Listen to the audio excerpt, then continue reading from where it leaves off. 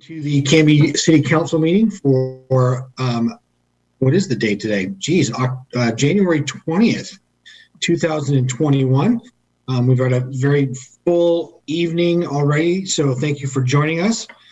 Yeah, like I said, we already had an exec session and an urban renewal agency meeting, which we'll get into in a little bit. But next on the agenda is an opportunity for citizen input and community announcements. Melissa, do we have any participants this evening? We do. We have Brad Clark. Perfect. Mr. Clark, the floor is yours, sir. Well, thank you. I was just getting logged in, so I appreciate the chance to address the council today and just be here before the city of Canby. First, I wanted to say welcome to the new members of the council and congratulations on everything.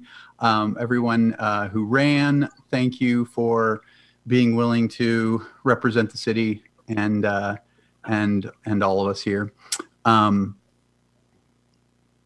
Gosh, I thought I'd be going later in the evening, so I'm just trying to gather the thoughts that I've been having.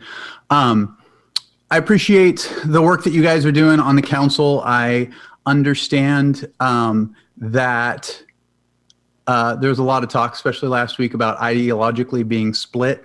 And while that felt like a rough start, maybe, I got to say I'm actually happy to know that everyone's perspectives in town are being represented. That might seem like that it may slow things down sometimes, but I think it's a huge opportunity to begin to really listen. And I personally have been diving in as much as I can to better understand how our city is being run, how it's been run. I've been a citizen here for the last 14 years. And I've had a growing concern and wanted to approach you as the council here publicly, as well as I would love to, and we'll be reaching out to try and meet up as possible individually, just to try and get a real holistic picture of what's happening with the city. Because I've got to say, after living here this long, I am disappointed with the progress that I see in the time that I've lived here. I think I moved here as anybody would, not knowing the city all that well. And there's kind of always been this impression that, or there was this impression given to me that Canby was just a little poorer than other cities around, and that's why we're unable to have or do some of the things that maybe other cities do. And I guess I've looked around and I've looked at our budget and I've looked at things, and I just don't see that as being reality. And I'm really excited for moving forward. And Brian had mentioned last week at the council meeting a list of some potential projects and things that is going to be coming up before the council. And I'm eager to hear what those projects, what those ideas, and what this future will look like. I know there's a lot of things you guys are working on as well. And there are a lot of things that I am eager to learn more about and hopefully find ways to have input. Because I think one of the biggest struggles that we face as a city is communication with citizens. I know I have dug through our website, which is archaic. I have been doing my best to stay plugged into meetings at the city council meetings and trying to look ahead at what opportunities are coming for the city. And I don't have a clear picture of what the vision is going forward. And I see huge opportunities now that I've looked a little bit deeper into kind of the way the city's running, or begun to look deeper, just huge opportunities for Canby and for the next couple of years. And I want to just encourage you all to bring, kind of like Sean was mentioning last week, like you're all there because you want to do good. You want to make this city and this world a better place, because you're not getting paid. you're all there. This isn't for the money, and I appreciate that service. And I want you to know that you all have my support and the city has my support. And I plan on communicating a lot better and doing my best to help encourage better communications. So I think that's kind of the gist of what I wanted to say tonight. So I appreciate you giving me the floor in order to say that. Brad, thank you. I've known you for a number of years, and I know that those words come from the heart, and I appreciate that, and I appreciate you coming to the council and offering up those words of encouragement. I really do. So thank you, sir, very much for that. Thank you. I'll let you guys get down to business. All right. Thank you, sir. Melissa, do we have anyone else? We do not. Okay, great. I will then move into mayor's business, just to kind of give everyone there in Zoom, YouTube, TV land, a little bit of an update. So we did have an Urban Renewal Agency special meeting tonight. A couple of things that we covered off were the selection of the chair and vice chair for the Urban Renewal Agency. So with the retirement of Council President Dale, who also served as the Urban Renewal District Chair, we had to select a new chair, and the commission voted to select Councilor Varwig as Urban Renewal District Chair. And then I will stay on as Vice Chair of the Urban Renewal Agency. Orders or pieces of business that the agency covered off this evening. We, as is with the hiring of our city administrator, Scott Archer, we kind of have to move the title of Urban Renewal Agency Director from it was Joe in the interim, our city attorney. So we've officially moved that over to our city administrator, Scott Archer. He will step in and take on that role. And so we appreciate that piece. And then we approved 2 facade improvement grants that came in front of the Urban Renewal Agency. The first one was Godfrey Properties, and better known as they're doing some work on Parsons Pharmacy, I should say Parsons/Caldera property there, looking to open up some windows and make way for a new tenant to move in there, which is very exciting. I believe Councilor Spoon, Councilor Parker with a head nod.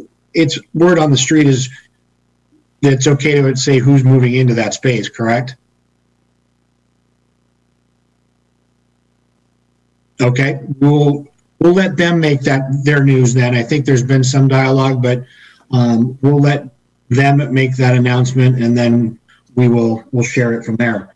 The second facade improvement piece was Columbia Brickworks.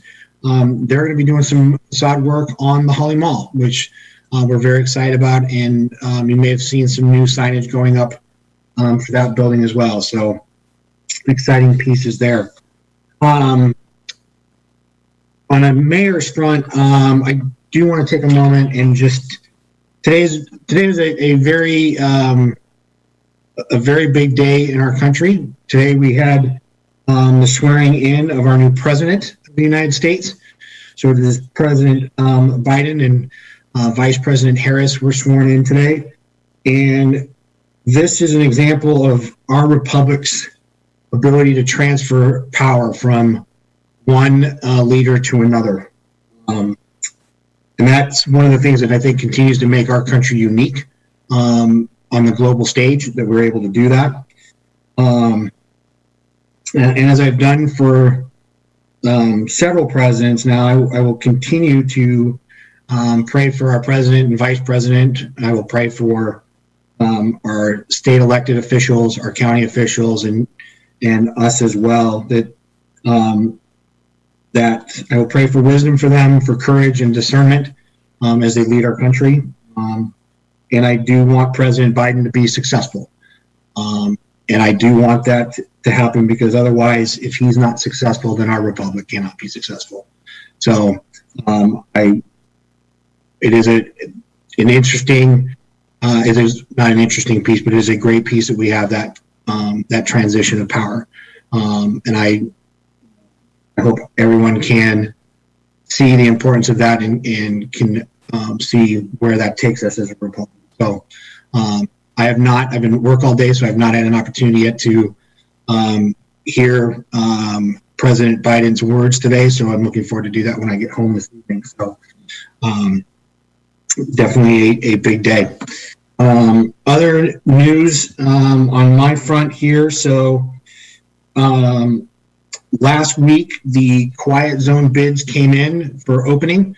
And so that will be coming before us as a council here, I believe the first meeting in February. So we'll get the lowdown on that piece and what that looks like going forward.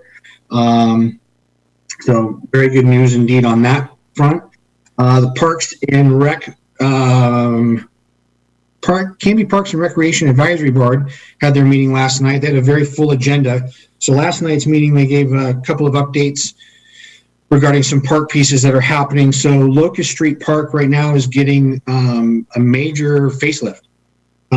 So as you know, we approved doing some new playground equipment there. And so the digging and making room and laying out the new playground equipment has been underway.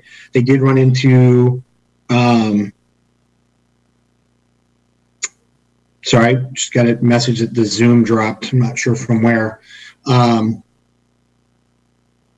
So maybe the city group is off. I'm not sure. I'll keep talking until I hear otherwise. Anyways, Locust Street. It looks like they're back now, but they were gone for a bit. Okay. Thank you, Sarah. I appreciate that. Locust Street Park, right. So new playground equipment's going in. They're doing a major roof restoration replacement on the restrooms there. There's plans to do a covered picnic area there at Locust Street Park. And then the, what else is going on? We're looking, so when they went out, they're looking at repaving the basketball court. So that they got a really great bid from a paving company that's going to come in and re-asphalt the basketball courts and restripe it. Like I talked about, the picnic pavilion, benches, garbage cans. So looking at all of that on top of what we've done with new playground equipment, looking at about an $80,000 to $100,000 investment into the park on top of the new playground equipment.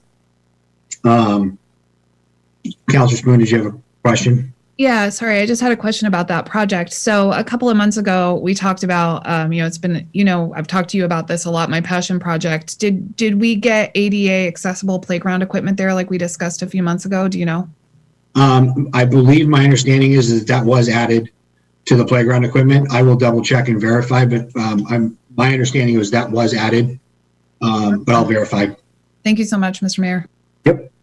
The other piece we talked about was community park. So a lot of conversation around the pond. And so Jeff went out and spoke with the groundskeepers there at Willamette Valley Country Club and talked to them about the species of plants that are in the pond. And they recommended not doing, putting in a fountain, but actually doing some sort of basically a fish-friendly, water-safe herbicide that would eliminate the plants that are in that pond, which would cut down on the algae, would clean up and clear it up a little bit better. And actually, they prefer actually going this method because there is concern that type of plant would eventually end up making its way into the Malala and start creating havoc in the Malala. So they really see that this is a great opportunity to do it through this method. It'll take a little bit longer in terms of getting rid of it this way, but by then possibly going back and looking at whether a fountain is necessary. But right now going through with this kind of eradication process this way, we really could clean it up and get rid of that particular weed that's causing the problems. The The RFP for the master plan is up on the website and ready to go out. I want to commend Mr. Potter is on the screen there, at least he is by name. I really want to thank him for the hard work on that RFP in really capturing a lot of the pieces that the Park Advisory Board wanted to get included in the RFP. And so that is up. And I believe the requests for proposal are due back to the city by February 16th. So we'll start to see some movement on that. They had a brief conversation about past and future housing developments in terms of property for neighborhood parks versus SDC money. I know that that's a topic that we've talked about in the past. Do we take land or do we take the SDC money? So that might be a retreat topic for us to discuss. And then also when we get to a potential meeting with the Parks Advisory Board on that as well. That was kind of it from the parks perspective. Like I said, it was jam-packed agenda. C4 will meet the first Thursday in February, so I have nothing on that front. That concludes mayor's business at this point. We'll move into councilor comments and liaison reports. So we'll go right around my screen here, and we'll start with Councilor Spoon. Thank you, Mr. Mayor. Southwest Neighborhood Association did not meet, and CAT is not meeting until next week. So I don't have any liaison appointments, but I wanted to add to your thoughts on the inauguration and say that it was particularly special today to see our first female vice president be sworn in, and that's exciting for me and my daughter and a lot of people. And of course, the first person of color to be inaugurated as vice president. So I'm particularly excited about that, and I think it's promising for our future and inclusivity and making sure that everyone believes that they can be anything they would like to become. So that's all I have tonight, Mr. Mayor. Great. Thank you, Councilor Spoon. Councilor Tibbles? I have nothing to report at this time, Mayor Hudson. Well, now, Councilor Tibbles, I know that that's not entirely true. I do believe that congratulations are in order. I think that you've added to your family since the last time we all got together. So congratulations on the new addition. Hopefully mom and new baby girl are doing well. Baby boy. Baby Yes. boy, pardon me. Yes, sorry. It must be that I front load my coffee in the mornings and towards the end of the evening. How could I forget that? Yes, we are very blessed with our son, and it has been a never dull moment at the Tibbles household right now. My wife is a true warrior because I still have had to accompany sports meeting and taking some time off, but I still have to work a bit, and she's just a rock star. So we're really, really blessed, and it's just awesome to be able to spend this time with him and her during this time. So Awesome. Congratulations. thank you. Councilor Bangs. Thank you, Mr. Mayor. I do have a couple of reports. I am the liaison to the Canby School District. The Canby School District met about 2 weeks ago, 2 weeks tomorrow. The big news with the Canby School District was the governor's announcement right before Christmas, shifting the decision-making authority from the governor's office to local school districts on whether or not they can open for in-person school, and that consumed the school board meeting. A number of public comments regarding that, both for and against going back to in-person school now were read, and there was a petition submitted with 14 signatures encouraging an immediate return to in-person school. And then what has happened subsequent to that, since that board meeting, Oregon Department of Education issued new guidelines changing the metrics so that the school district will no longer be held liable if they were to open up now. If they had opened up previous to that, despite the state legislature in December holding school districts not liable, they would have been liable if they'd opened in the high risk category, which Clackamas County is still in, but that changed yesterday based on ODE guidelines that just came out, as I said, yesterday. So school board's meeting again tomorrow, and their current plan is to open for K-3 instruction in person. The superintendent emphasized that that they want to move forward with parent and staff choice in regarding to going back to in-person instruction, so that families and teachers and staff can decide. That's going to be a difficult juggle because the number of kids who go into in-person school will dictate really how many teachers need to be there. Then the school district plans to do a phased-in approach. So it looks like the last group would be 9th through 12th graders, probably not going to go back to in-person school in Canby until March, maybe not until the start of the third trimester. The dates thrown out so far, February 8th for the start to K-3 instruction is a hopeful one, but it's not set in stone. And again, they're going to be meeting again tomorrow. A couple of points along these lines. One is the vaccines haven't been made available yet for any teaching or support staff, but will be supposedly starting January 26th. Students themselves are ineligible for the vaccine because it has not been tested for people under, I think it's age 16. It might be under age 17. So those are considerations. One big factor in the decision by the school district in coming to in-person instruction is the availability of substitute teachers. For example, if I were to get exposed to the coronavirus by a student who tested positive, under current metrics, I'm supposed to take a 14-day quarantine or isolation period, meaning they would have to hire a substitute. With every school district in the state experiencing the same thing, they're going to run out of qualified subs. They did mention at the meeting last week, I guess the meeting was 2 weeks ago almost, that they're looking to hire more backup teachers. But that's going to be an issue that's going to exist probably moving forward until teachers can all get vaccinated. The other liaison job I have is the Canby Library Board. They met last night, and I was able to attend their meeting. And the biggest issue with the library, of course, is the same issue with the school district, which is the coronavirus. The budget is always an issue with the libraries, and it always has been, really. Currently, our library is facing a $30,000 budget shortfall because the late fees have been waived countywide since March, and the library picks up a fair bit of the budget, not a high percent, but they're looking at $30,000 less.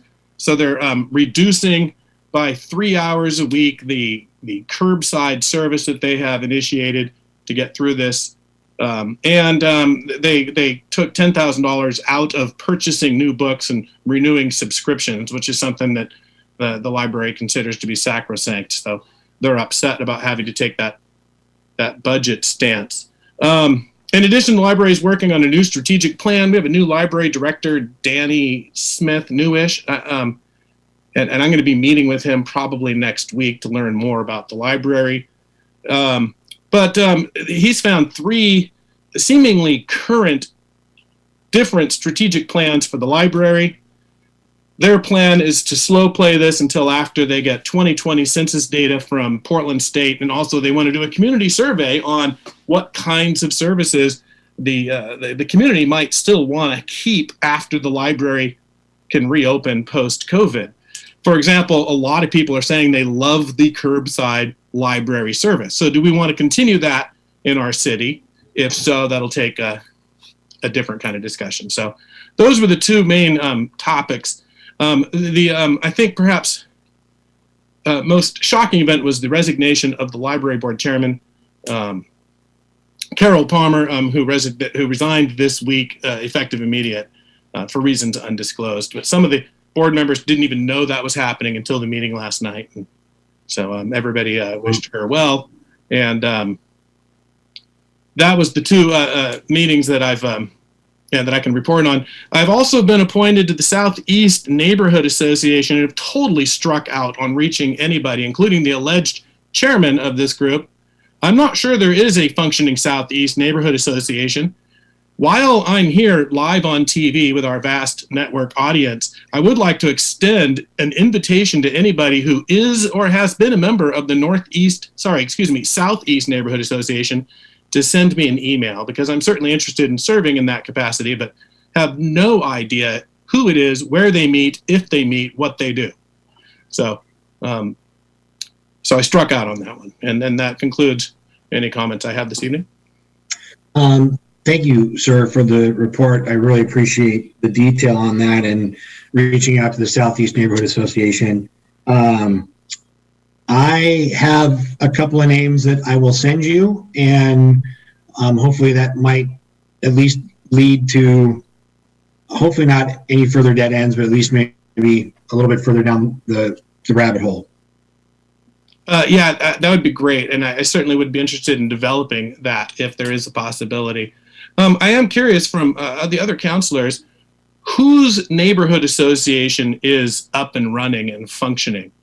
So, Sarah, I'll talk to you later and then try and figure out what these things normally look like. And so, Yeah, reach out to me anytime. I'd be happy to help. Yeah, that's great. Thank you. Perfect. Thank you both. Counselor Parker. Thank you, Mayor. In terms of the Adult Center, the Bike Committee, and also the Historic Landmark, nothing to update this meeting. Okay, thank you, sir. Counselor Barwick. Yes, Mr. Mayor, thank you. CTV will be meeting on the 15th of February. They haven't met since our last meeting, so I don't have anything to report there, except that I will say that they have been quite welcoming in emails and are excited to get to work there. Or I am excited to get to work there. As the same as with the Fire Board, they meet next week, so I have nothing to report for the Fire Board. Planning Commission met on the 11th, and they welcomed our new Planning Director, Don Hardy. So just want to extend that welcome as well. And then I want to say that the next time you make a run for the border, it might look a little bit different, as Taco Bell is getting some updates. They are going to be adding some more landscaping. They're updating their building to try and modernize it a little bit. Building a new trash enclosure and just doing some upgrades there. So that is exciting. And then I want to take a minute and respond to something that happened at our last council meeting. During conversations regarding who would become our next council president, a false accusation was made against me by Councilor Spoon. I stand by my assertion that it was a false accusation. I did not invite Councilor Spoon to a strip club, and I did not take the city van there. Any extracurricular activities that I did participate in outside of the conference were on my own time, and I used an Uber to get there. I took the responsibility of driving the city van very seriously. I believe that the accusation was made in retaliation for my unwillingness to be manipulated into a decision that Councilor Spoon wanted me to make. I received a phone call earlier that day asking me to vote for Councilor Parker as our new council president. She told me she didn't want our council meeting to turn ugly, but if I didn't vote for him, it would. I was also told that if I decide to vote for him, she will nominate me for chair of the Urban Renewal Agency. This is called quid pro quo, or a favor for a favor. Arguments can be made whether that's legal or not, but one thing I can promise you based on advice from my attorney and from the Oregon Ethics Commission is that it is definitely unethical. It's dirty politics, and I didn't want any part of it. I mentioned at the last meeting that I'm not here for the status of being a city councilor. I am not here to make friends or win a popularity contest. I am here to do what is best for the residents of Canby, and I refuse to be manipulated and bullied. I urge all of our councilors to dig deep and really consider the reasons why you serve on this council. If it is to play partisan political games, you should reconsider. Councilor Spoon has engaged in these games too many times. What she did was despicable, detestable, and unconscionable. It has shed a negative light upon me, upon my family, and upon the city of Canby. It proves to me that she is unfit and undeserving of the position that she holds. So tonight I am urging Councilor Spoon to do the right thing by retracting her false statement and resigning her position on city council. Lastly, I want to thank everyone who's reached out to me regarding this. It means a lot to me to have all of your support against something so divisive and disgusting. Thank you.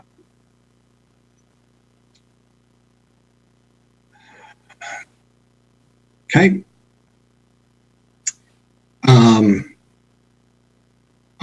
We'll finish up liaison reports with Councillor Hensley. If you have anything, Councillor. Thank you, Mr. Mayor. As you mentioned, C4 meets next month.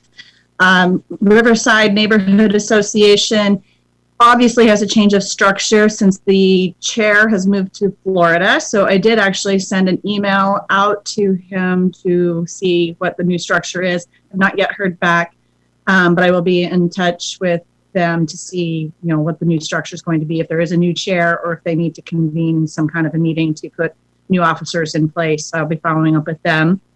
And I also met today with the Canby Area Chamber of Commerce Legislative Committee, where we just actually received just a legislative preview, I guess, from Representative Christine Dreisen, and we will continue those meetings weekly. So if there's anything that comes up that affects Canby business, I will be glad to share upon your request, Mr. Mayor. That's all I have. Okay. Thank you, Councillor. I appreciate that.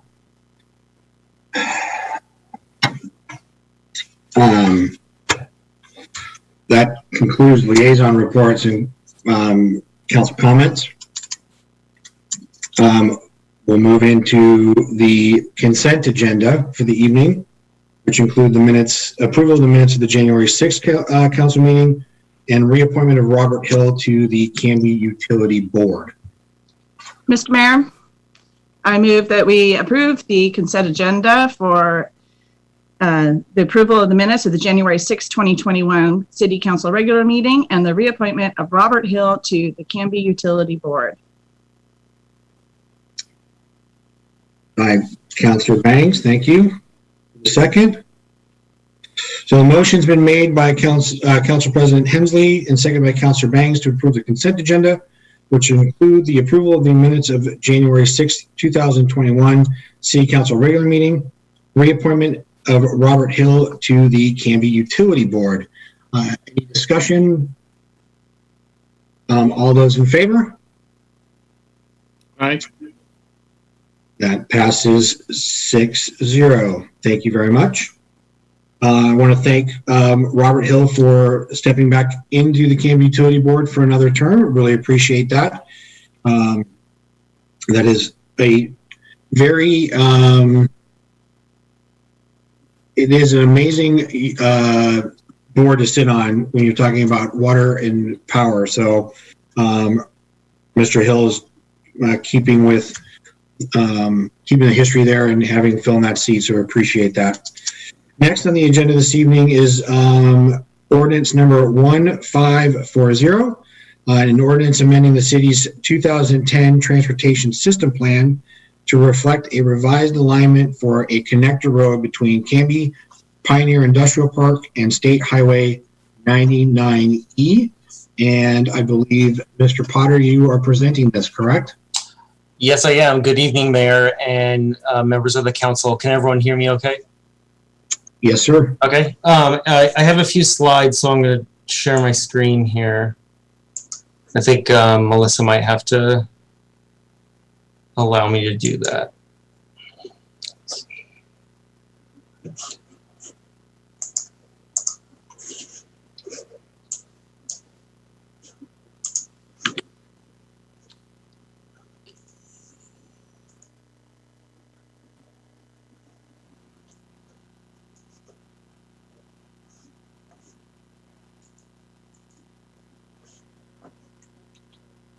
Can everyone see the slides on their screen?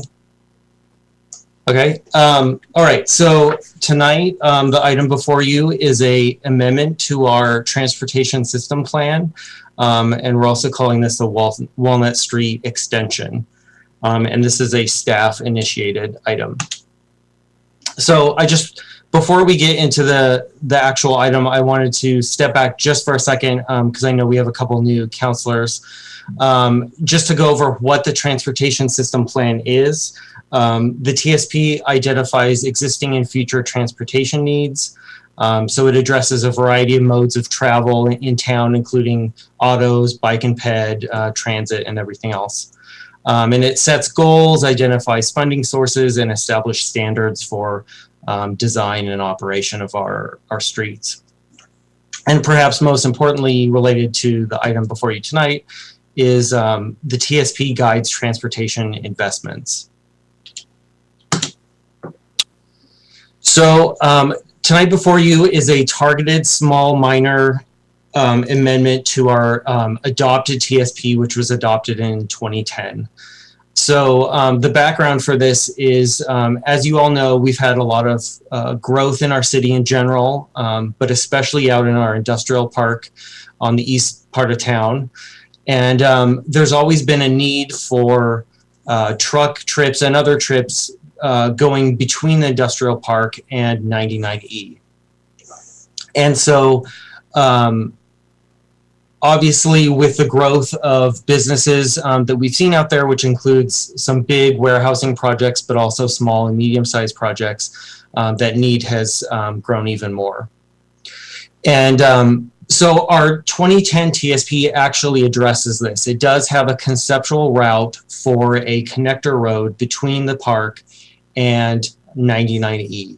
However, this route is obsolete today because of engineering, environmental, and other technical considerations. And so some of this just is an evolution because, you know, the document came out 10 years ago, and obviously our engineer and other city folks have looked at this project and moved it forward, and we know more about the conditions out there. And so there's some topography and wetlands and other issues out there that have caused us to refine the alignment for that project. And because the city has wanted to keep this moving forward, we want to update our TSP and what it's showing in that document to reflect these changes. So the graphic on your screen is something that comes from DKS, who is our traffic consultant, in the report that was attached to the staff report that was circulated to you guys. So this is showing the previously studied alignments for a conceptual industrial connector road. The red one is the one that we've probably talked the most about in the last few years. For a long time, it's been called the Auto Road extension because Auto Road is an existing minor road off 99. And then the yellowish green alignment is the new updated conceptual alignment. This isn't a final design, but it's reflective of the conditions and technical considerations that our engineer and consultant team have been looking at. So now the new alignment would connect from Walnut Street, which is sort of centrally located within our industrial park, and then curve out and connect with 99E. So this is an example of a graphic from our adopted TSP that shows the old auto road alignment. And so this is the reason why we need this amendment. If for no other reason than transparency, it's not quite a minor change. And so we want to update this document to reflect the new conceptual alignment. And you'll see that this map includes a variety of things that are a little outdated. So, you know, the transportation system plan is 10 years old. So some of these streets have already been built or some are no longer needed. But because the city is continuing to pursue this industrial connector road, which is badly needed, we wanted to update the document to reflect that. So I'm just going to briefly go through the benefits of this particular item. So the amendment would update the TSP to reflect the current alignment. And so there's a few maps and text references and lists of projects that this would update to call it a Walnut Street extension. But perhaps the most important part of this action was it allows the city to use transportation system development charges, and this is what we usually call SDCs, that are collected for transportation projects. And that particular pot of money is intended to be used for projects that we have listed in our planning documents. And by updating the alignment in the TSP, then it'll free up that money to be used, that we've collected from development over the years, to be used for that project. Thirdly, this amendment would memorialize a lot of the coordination that's gone on between DKS, which is our consultant, our consulting engineer, and the city and ODOT. And so some of you know, anytime a project intersects an ODOT facility, it's quite a complicated undertaking. ODOT has a really vested interest in the number and location of connections and access points along their facilities. And so they're really interested in where a potential connection would connect to 99E. And the great thing about this refinement of the conceptual alignment is that it's a pretty good distance between Territorial and Sequoia, which both have signals. And also because ODOT is always looking for ways to consolidate the number of access points. And if the industrial connector road was in this location, it would create an opportunity to decrease the number of access points directly on 99 because they would be able to use this future roadway. And then lastly, I just wanted to point out that this is a very targeted amendment. As I mentioned before, our TSP is pretty old, and we, in the next couple of years, we'll probably be doing a more comprehensive update of that document. And so this amendment doesn't really intend to go back and make a whole bunch of individual text amendments or edits to our document. We'll just affix this memo that DKS has prepared to the back of our TSP to reflect this one conceptual change. I wanted to let you know, as we always do, what public comments we've gotten on this item. We've only received 2 comments. These were both phone calls that planning staff received. They're both supportive of this project. The first was a landowner in this area where the roadway would go through, and they thought and expressed that this refinement reflected the coordination that's been going on over the years with the city and landowners. And then the second one was our traffic safety committee, and this was a phone call, and they sent a representative, Bob Canberra, to the planning commission meeting, and so he spoke in person as well. And he spoke in support of this refinement because the traffic safety committee, one of their goals is kind of separating truck traffic from the normal circulation of traffic and pedestrians and cars and bikes in town. And they see this as a really a good way to get trucks going from our industrial park out to the highway without kind of mingling with other types of traffic. And so this report and a staff report was presented to Planning Commission, and they have advanced a recommendation of approval to City Council to approve this item, which is CPA 20-01/TA, which is a text amendment 20-02. And so that concludes the end of my presentation. And I, along with Joe, our city attorney, and then also DKS, is here to answer any questions you might have. Great. Thank you, Ryan, for that. I appreciate it. So just kind of, again, stair-stepping through this a little bit. So again, as you stated in the beginning, I appreciate that really no road project, if it's not in the TSP, there's not much we can do in terms of starting to discuss planning or funding or anything for that particular project, correct? Right, because that lays the TSP lays out the city's priorities for transportation projects. Okay, so then at what point do we start bringing in and having conversation with other stakeholders like, businesses in the industrial park, ODOT, Canby Fire, etc.? I think that would be an ongoing effort, and I don't know, maybe Joe wants to comment as well, but there's definitely a lot more steps to this. This particular piece is just meant to kind of set us up for those later steps, which includes doing the engineering, the permitting, working with the other landholders and businesses out there, and then also the process with ODOT and the county, which is relatively involved. So this is definitely not something that's on the horizon tomorrow, this road being built, but this action is meant to set us up for that to happen in the near future. Okay, great.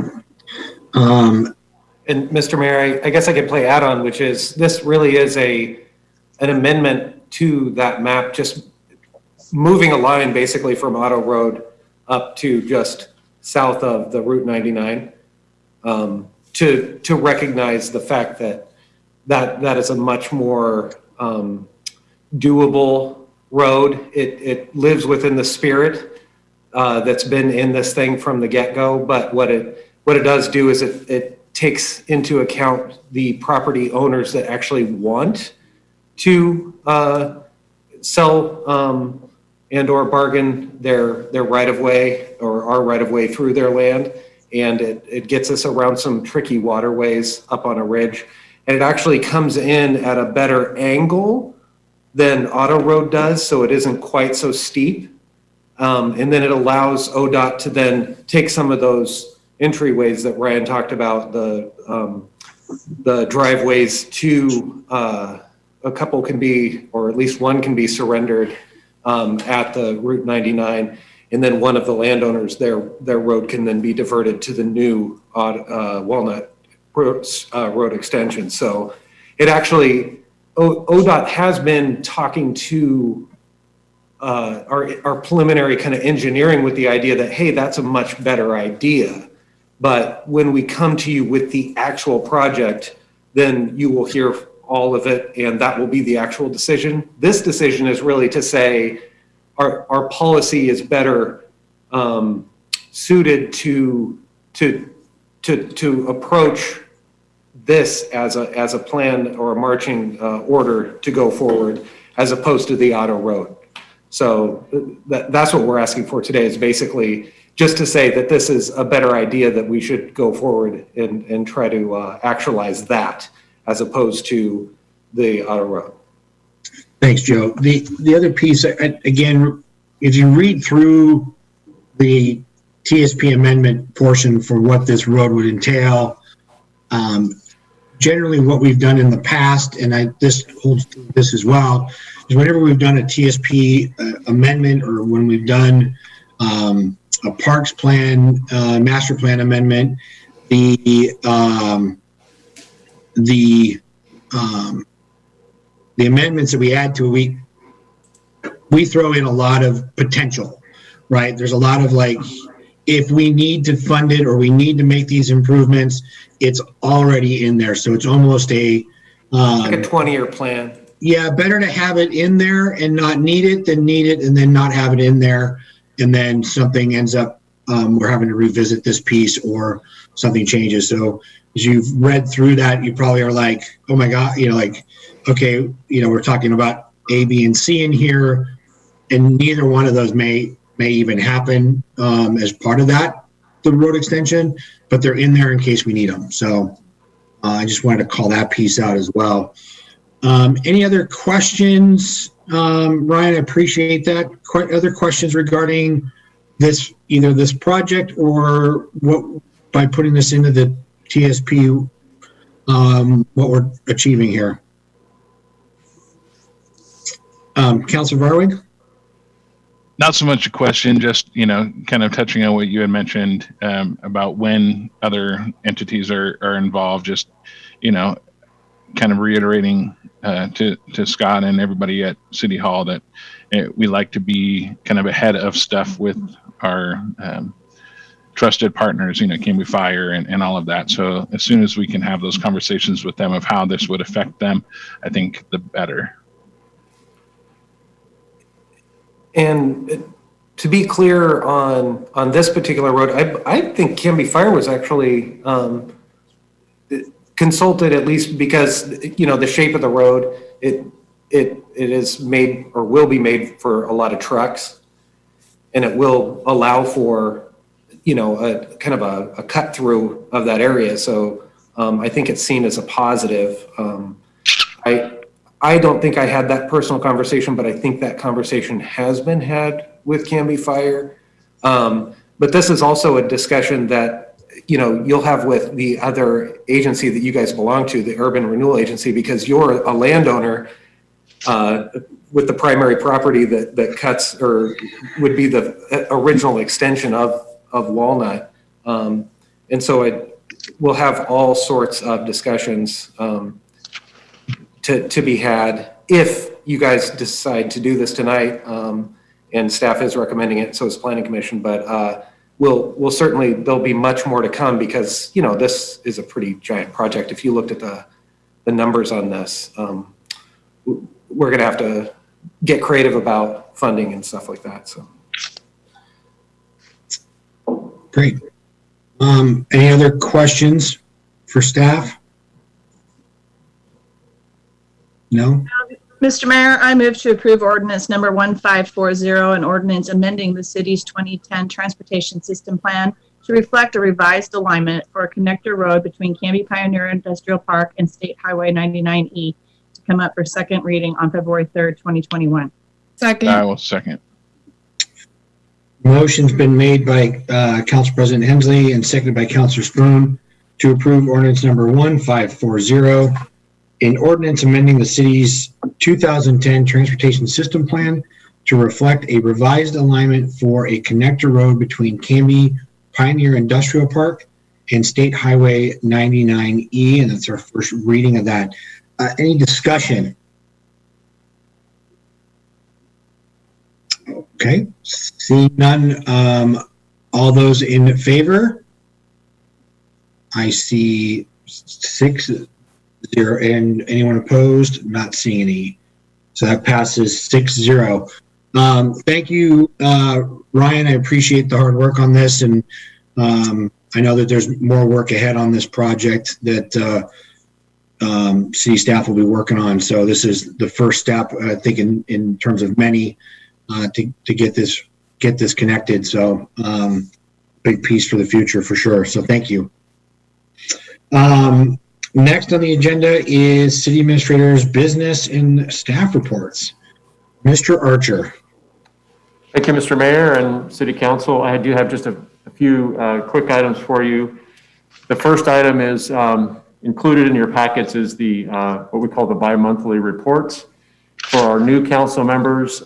These are every other month we include written reports from our various departments, and that is just an opportunity to give a bit more of a written, in-depth overview of things that are happening in the city. This is for your information, and so we certainly encourage you to read that, but also I would ask you to please feel free to contact me with any questions you may have about the information in these reports. And I also welcome your feedback on this. This is something that I think the city has been doing for some time, but it's supposed to be for your benefit. So if you find that is more detail than you'd like, or you'd like further detail or something to that effect, please do let me know, as I'm still kind of getting up to speed. But I would just refer you to those bi-monthly reports. And those are also, of course, for the public's benefit that may pick up our packets online and want to read more about what's happening in the city. Next is actually one of our public speakers early in the evening mentioned something about the city's website, and I just wanted to actually touch on that to let you know, and also for those community members that may be listening, We do recognize that our city website is a bit out of date at this point, and the city is already moving forward in updating the website. So, councilors, if you were not already aware of that, I wanted to make sure that you did know. A staff group has been working for some time on actually bringing on a design consultant and moving towards getting that website updated. But given the pandemic and the fires, those events kind of slowed that process down. But I think this spring we'll probably start picking things back up again. So I don't have an exact timeline, but I want you all to know, and I want to let our community know that our website is going to be modernized and will be hopefully much more user-friendly than it is at the moment. The last thing I want to tell you about tonight is the project that we are now calling the Elm, Grant, and Ivy Street improvements and the Downtown Art Project. It also has been referred to as the Railroad Quiet Zone and Arch Project. At your directive, at the council's directive, we went back out and we kind of refined our bids, our bid specifications on that project. We rebid that, and just this past week we opened bids, and I'm happy to report to you that we received very favorable responses in comparison with what we received before. First of all, we received much more than one response bidder, which was an issue on the last go round, but also the prices were quite a bit lower than the one bid that we received before. So we're still in the process of reviewing the low bidder to make sure that it's what we call a responsive bid, which means that we think that bidder is able to do the work as has been proposed. So I don't want to mention anything much more specific at the moment, but just to let you know that I'm excited on behalf of the staff that's been working on that, and for you, Mayor and Council, who I know are very interested in this project, that to let you know that we're going to be bringing that to you at your next regular council meeting in the form of a recommendation for a bid approval, and we'll be talking about all the specifics of costs and bidders and the low bidder at that meeting. But just happy to report that we did get a very favorable response on that. That is all I have for you this evening, unless you have any questions for me. Any questions for Mr. Archer? No? Okay. Scott, thank you, sir. Thank you.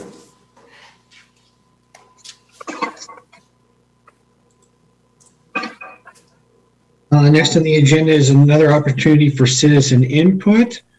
Melissa, does anyone dropped in to join us this evening? No, we do not have anyone else here. All right. Action review, Melissa. All right, you have approved the consent agenda and passed ordinance number 1540 to a second reading on February 3rd. Great, thank you. And we're not going to quite adjourn yet. We will go into, we're going to take a hiatus from the city council meeting and go into exec session. So I need a motion for us to go into exec session under ORS 192.660 parent 2 parent E. Mr. Mayor, I move that we go to executive session under ORS 192.660 parent 2 parent E to discuss to conduct deliberations with persons designated by a governing body to negotiate real property transactions. I guess I'll second. Motion's been made by Council President Hensley and seconded by Councilor Varwig to move into exec session. All those in favor? That passes 6-0. So I'll read this before we end. Executive sessions are closed to the public. Representatives of the news, media, and designated staff may attend executive sessions. Representatives of the news media are specifically directed not to report on any of the deliberations during the executive session, except to state the general subject of the session as previously announced. No executive session may be held for the purpose of taking final action or making any final decision. So with that being said, we're going to leave this to exec session, and we'll, if we make a decision, we'll come back in, but if not, we'll adjourn our meeting from the end of the exec session. So, Councilor Bangs, yes? You're muted, sir. Two things real quickly. One, we're using the same